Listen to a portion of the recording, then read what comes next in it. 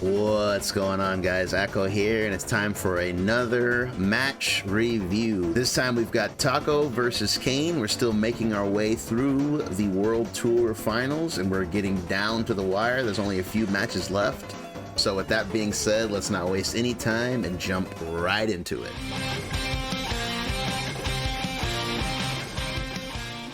Okay, so we got two very strong specialist character players here. We got Kayne with his signature Tenshinhan and Tako with his signature Adult Gohan. Let's see what happens. Tako is going to get the first hit, takes the knockdown. Ooh, he goes for a bit of a safe jump there, but does get caught by the counter. That's one of the best things about reversal counters is you cannot safe jump them. Usually the whole point of a safe jump is to hit your button on a frame where if someone does a reversal, you'll pass through them and be able to punish it or stuff a button completely. But since counters, you know, activate on hit, they'll almost always beat a safe jump unless you do an empty jump, which at that point basically is not a safe jump. So Kayne is going to take the momentum here. He's bringing in the lab coat, no doubt for the meter build and the neutral here. Not only that, the pressure. Oof. Very well timed guard cancel. That was close. That he could have got picked up by Tenshinhan, but he was just out of range there. Ooh. The privilege of the Gogeta Blue here. So this was smart for a couple of reasons here. So, I mean, Gogeta Blues, they're going to do this anyway, you know, poke with 2H, and he's near the corner. But it's especially good against her because the chances of a spin coming out are so high, and 2H is going to stuff that. So here, Tako is no doubt going to do 2H call assist. And since it's 2H hit, he didn't need to actually call the assist to cover himself. He gets the combo conversion instead. So I said this in other videos, but even as you see right here, one thing that sets Tako apart from other adult Gohans is he does not prioritize leveling up. He will duke it out at level 0, and he is entirely content at fighting the whole match at level 1. Why he does this, I'm not exactly sure, but it's just the way that he likes to play Gohan. Oh, nice, nice, nice. I like that a lot. So here he does scope out the command grab attempt, and he uses I like how in this frame 21's face is like she's shocked that her grab missed. So if you do scope out the grab, this is the optimal way to punish it. With each character has their own way of punishing it, whether it is a jump S, you know, a jump low to the ground 2H, things like that.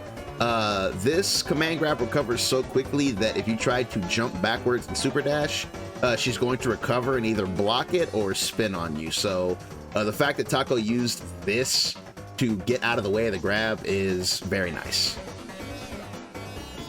It's sad that he vanished a little too early though. Even after such a great move, he preemptively vanished, so he does not get the wall bounce here. He covers the wake up with a 5S, which beats the spin, also very nice, but he wasn't able to react to that in time with a vanish. If he had vanish confirmed that, he would have got the kill on lab coat there.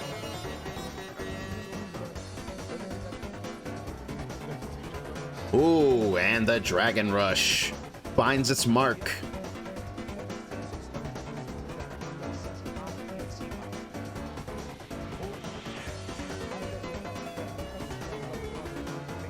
Kayne opting to just cash out here. I respect it.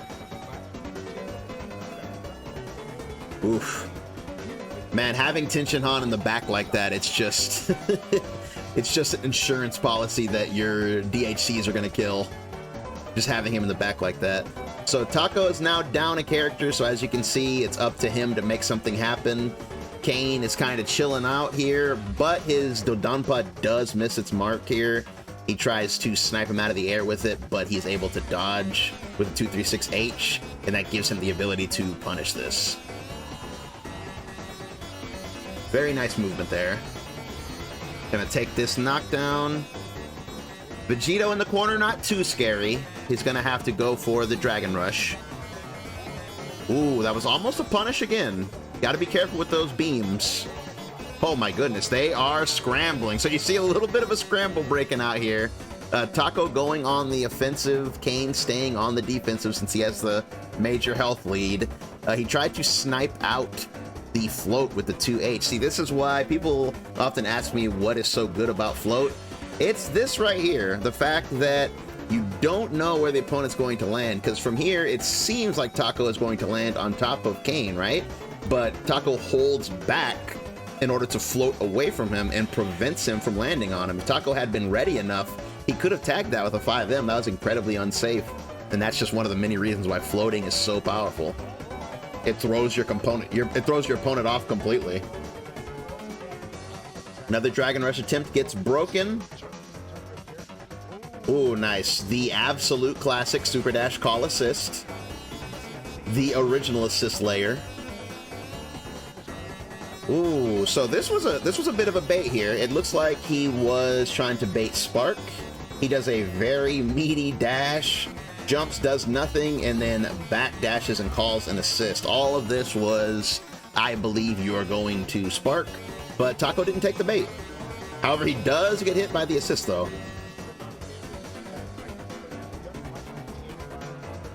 Ooh, this is close. Oh no, he's dead. He hit that level 4. Damn. That was all very safe too. Kayne took no risks. This is another important usage of assist. The fact that he used his assist to cover the wake up, very important. Oof. So now Tako truly has nothing to do but chase Kayne. He has no assists. He does have level 3 Spark, but that is only going to go so far. Without assists, you are at a huge disadvantage. I like the way he checked the empty vanish there. Gogeta 4, you know, very tall, has a very tall jab, so if he does 4 LL here, it would have been hard for Tako to backdash this. This is why it gets blocked. And even if he did manage to backdash it, Kayne would not have been in any sort of like dangerous situation. This is a very good way to check this. And it was smart too to check him out of the air into a command grab, but Tako happened to jump out of it. Kayne is able to block, and he's able to block the instant cross up.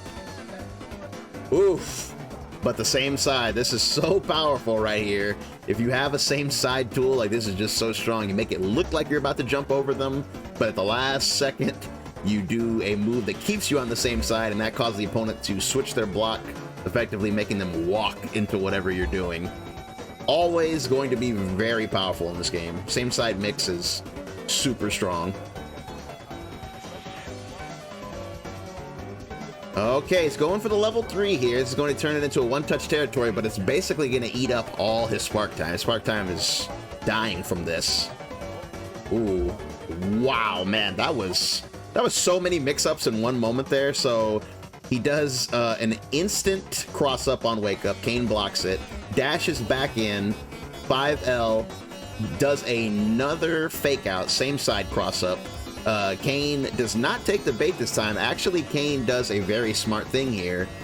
Since it's very, very, very difficult to react to this, one of the best things you can do is to jump. If you jump, it will negate the situation, because as your jump is starting up, you will block the same side and you will basically jump out of the cross-up or end up blocking that in certain situations as well. This is a good way to beat that situation. Because one thing about same side mix, it's very powerful, but it relies on a respect factor. It relies on the idea that my opponent is going to try to block this, but if you don't try to block it, it's not as effective. Oof. Oof. Wow, that was actually kind of crazy. So he takes his, he doesn't take his frame advantage here, and Kayne very smartly goes for the 2H, and Tako hits a button here that's actually a miracle that he did not get counter hit. Kayne waited a little bit too long to see what happened there. Tako could have very much been counter hit in that moment. Oof. Man, Tako is really going to town with that same side mix, but as you can see, Kayne, after getting hit by it only one time, wow, I gotta actually highlight this. So Kayne, this is a good showing of adaptation. See, Tako is still going for the same side mix, But Kayne is not only jumping out of it, but he's also jumping and hitting L to try to catch him if he is going for a cross-up.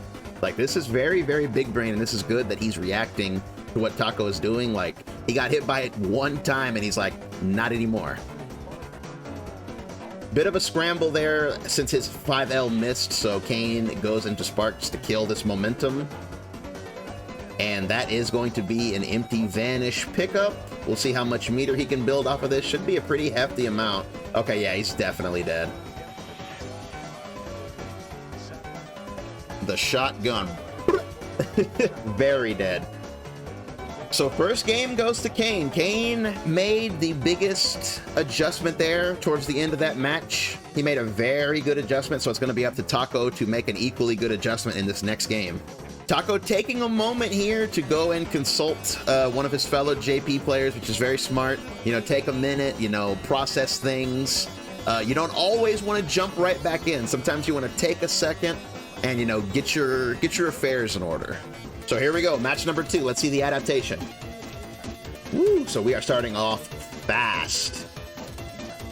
So I just want to point out Kayne's neutral decisions here. So he starts the match with an actual moon jump, like he moon jumps round start, which is an attempt to chase Tako if he were to jump back.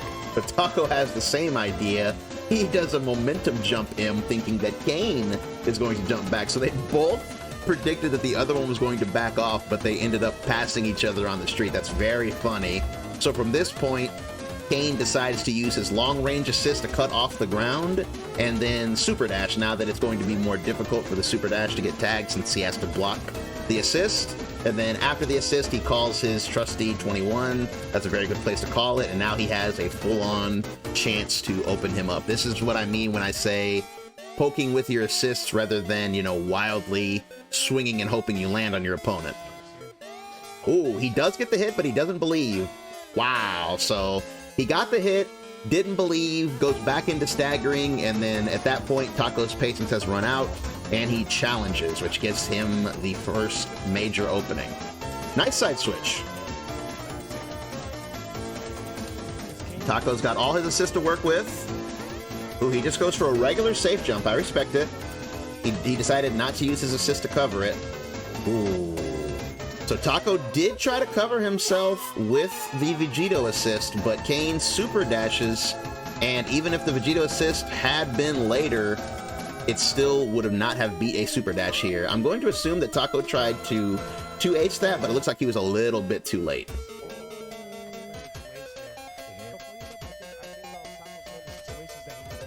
So Kayne now has the advantage. He's got one assist on deck. He goes for the soft knockdown. Soft knockdown into the chase.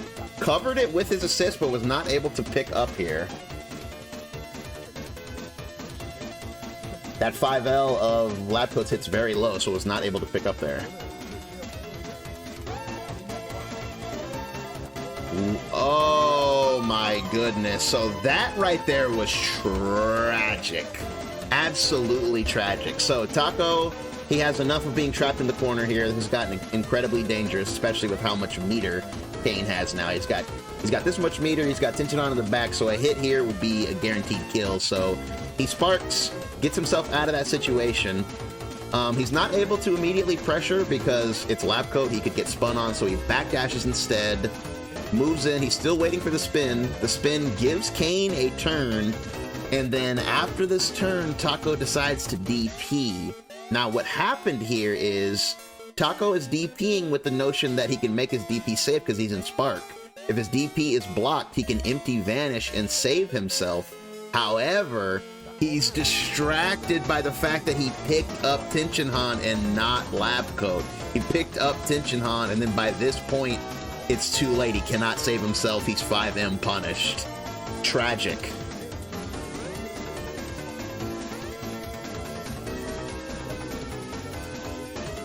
He's not going to die from that due to Spark, but he is in a terrible spot.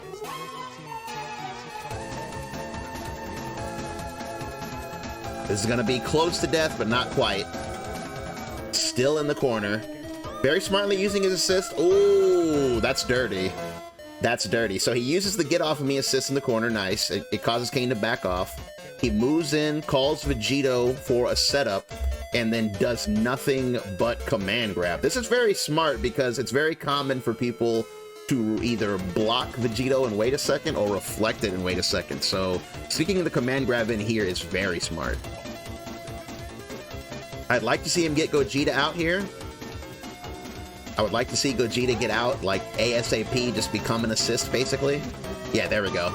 Yeah, level up. And he gets the Dragon Rush. Very nice. So he's leveled up. Oh my goodness, the straight up. So again, I've mentioned this many times in many of these match reviews. This was not a risk. This was not a risk here. If this had been blocked, Kayne could have still sparked. So this was basically a free DP. Like, the only thing you could do to this is to not try to pressure at all. But if that DP comes in contact with you on hit or on block, you can still spark your way out and save yourself. So that was not that big of a risk.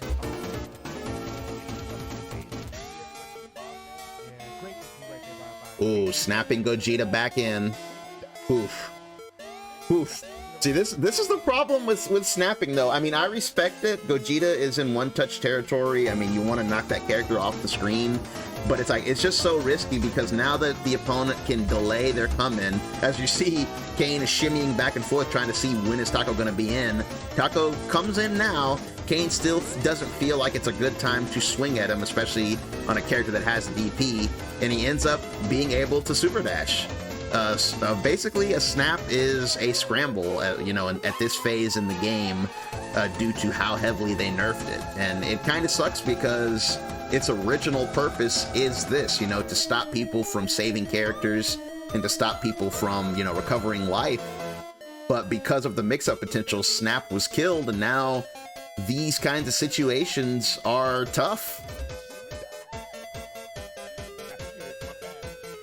Oh, that's what I was saying last time. When you vanish guard cancel, you have to be very careful because it doesn't have any invincibility during the follow-up. You are very free to get hit by assists, and Lab Coat's assist hitting on both sides, almost inescapable. Lucky though for Tako that Kayne's jab goes in the wrong direction here. Ooh, but he does get splashed. He does get splashed. He's now down to 2. Ooh. So Kayne did exactly what he did earlier in the match. He jumps to a safe distance, calls the Lab Coat assist to cover his super dash to prevent it from being 2H'd. And then when he gets in, he still had another assist to call. He had another assist to still call if it had been blocked. However, it does hit, so he's able to convert into it instead of using it for a block string.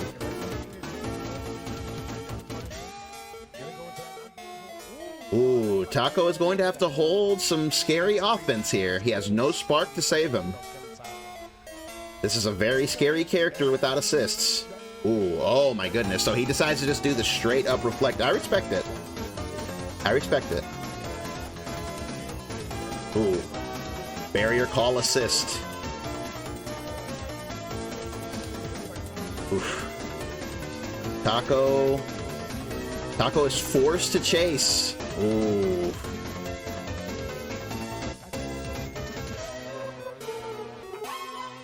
Yeah, it's rough. It's rough. Chasing Lab Coat when you're down in health, chasing Lab Coat is so hard. Now all he's got is his signature Gohan. What can his Gohan do? What can we do? Whoa! Lab Coat moment. So thankfully he was so low to the ground, you even see the blue sphere of invincibility. He's so low to the ground that he does not get pulled in by the vacuum, which is super rare. But I still want to point out, look how quickly she turned around. It's so crazy, like she'll instantly turn around. He is able to get the punish. I also like the patience there. You do see that he acknowledges that it missed him, and he takes a few steps forward, waiting for the animation to finish, because we've seen it a lot of times in these reviews that the beginning of Lab Coat's spin will miss, and someone will go to punish it and get clonked by the second part. It's very important to wait for that second part to fully whiff, because it will pick you up. So here we go. What can we do with this? So as you can see, he did not go for level ups. He's entirely content with the level that he has.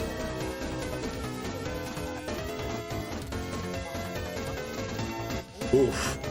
Fast fall. Oh my goodness, that was insane. Let me see that again. So Kayne tries to contest with a jump back heavy. They're playing a little bit of neutral here. Tako dashing in and out of strike range and then just takes a raw 5H. Damn, the confidence.